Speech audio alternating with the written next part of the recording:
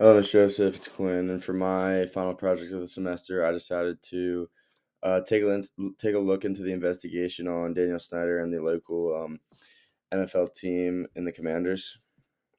So, a little background on Daniel Snyder. Daniel Snyder was born November 23rd, 1964, which makes him 58 years old. He was born in Silver Spring, Maryland, and his wife is Tanya Snyder. He bought the then known as Redskins back in 1999 and has been the owner ever since of the now Commanders. And I thought a fun fact is that his son actually went to Bullis.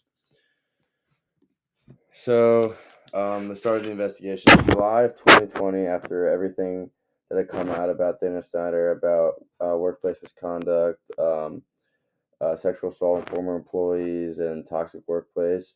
In July of 2020, the team hired Beth Wilkinson and her firm to do an independent investigation. Um, in this investigation, she and her firm would have people follow around Daniel Snyder and other employees in the day to day for the Commanders, and they also interviewed old employees of Daniel Snyder to find out what the workplace was like. And then in July in 2021, after Wilkinson finished her investigation, she found that the workplace was toxic and unprofessional, and in result of this, the Commanders were fined $10 million, and Daniel Snyder was forced to step away from the day-to-day operations.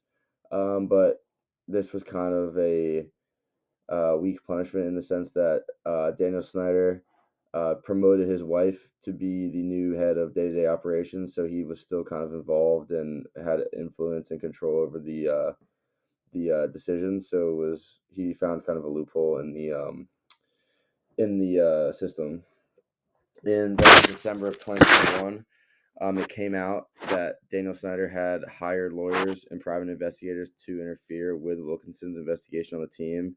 He'd gone to people's doors and tried to persuade them about the investigation and about what was happening. So he was kind of just interfering with old employees and just people in the district about the investigation. So he corrupted the investigation, and I think this is kind of when this came out was kind of the beginning of his downfall. And so June 22nd, 2022, the committee subpoenaed Dan Snyder. The Snyder was refusing to testify for a while, so the committee was forced to subpoena him.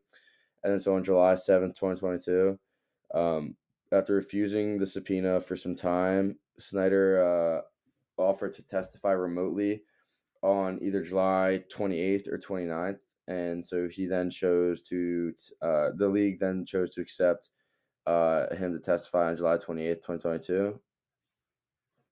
So on July 28th, 2022, Daniel Snyder testified for 10 plus hours virtually. And it was reported that he answered all questions about the workplace misconduct um, in full, and he cooperated. But it was also reported that he said over 100 times when asked questions that he quote unquote could not recall.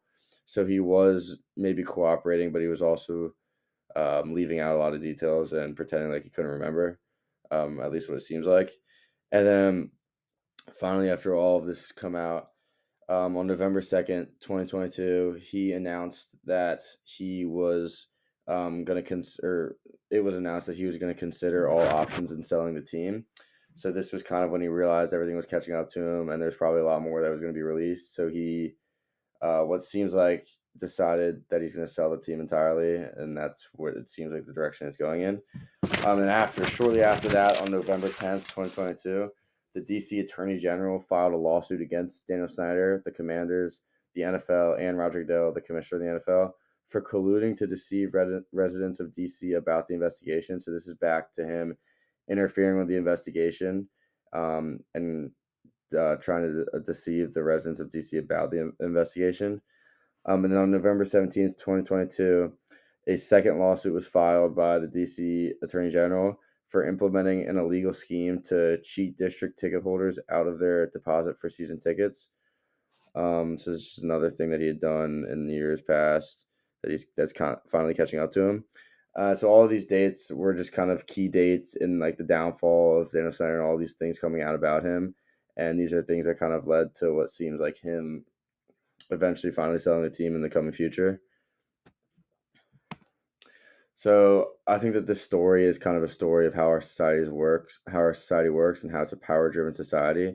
Because one example is in 2009, um, Daniel Snyder was accused of sexual assault by a former employee, and he ended up reaching a settlement and paying $1.6 million to this employee and getting out of it. And when I heard about this, it reminded me a lot about Harvey Weinstein and the Me Too movements, because this is a lot like how Harvey Weinstein would silence his accusers just by signing settlements and paying settlements and signing NDAs to silence them, and then moving on and getting away with it and doing it more. I think it's a lot like that. But I do think that there is progress being shown, because in the past, I'm sure, sadly, that there are other owners that have had um, uh, misconduct like this, and 20 years in the past, they probably wouldn't have reached this point of being forced to sell. But I think it is showing progress in our society where we are kind of able to tear down these people in positions of power who are abusing their power. So I do think that the Me Too movement has kind of caused a change in society. So I think that is a good thing. But one thing I do think that is worth mentioning is that while there is a change, and he is eventually, what seems like he's going to have to eventually sell the team, he is still getting away with a lot of what he did, because there's no criminal charge, or there, as of right now, he's not really facing criminal charges or jail time. And he also is making a massive profit, because in 1999, when he bought the Redskins, he bought the team for around $800 million. And if he were to sell, the team is now worth around $6 billion. So he's making a massive profit, when he did everything to drive this franchise into the ground. And he's still making all this profit just because of the position of power he's in, and because of the way the NFL has skyrocketed.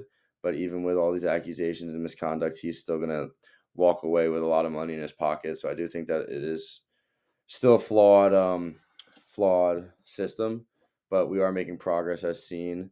And I think that this investigation was key in that, in finding all of, or getting him accused and of all these things. And sadly, I don't think this is all that he's done. I think there's a lot more that we weren't able to get evidence on. But this investigation was a big part in him having to sell the team. So I think it is making progress, and the Me Too movement is a big reason in that. These are the sources I used for this project. So thank you.